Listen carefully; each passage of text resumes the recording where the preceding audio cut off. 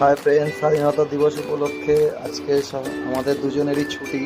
তো সকাল সকাল বেরিয়ে পড়লাম একটু ব্রেকফাস্ট করার জন্যে। তো আমরা চলে গেছিলাম মেরিডেজ সাউথ ইন্ডিয়ান দোকানে একটা ধোসা খাবো বলে। তো এটা বাইপাসের সামনে, আমাদের আইল্যান্ড পার্কের সামনে দোকানটা। তো আমরা একটা পেপার ধোসা অর্ডার করেছিলাম। তো কাকা ধোসাটা বেশ বড়ই বানাচ্ছে। আলু স্টাফিংটা একটু কম মনে হলো, কোয়ান্টিটিটা একটু দিলে ভালো হতো, অনেকটাই কম দেখাচ্ছে। দেখা যাক টেস্টটা কেরাম হয়। তো ধোসা আমাদের রেডি প্রায়, এবার শুধু প্লেটে সার্ভ করবে কাকা।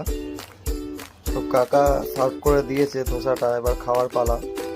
ধোসাটা আমাদের নিয়েছিল 125 টাকা, বাট দাম অনুযায়ী ধোসাটা অতটা ভালো ছিল না, মোটামুটি খুব একটা ভালো না।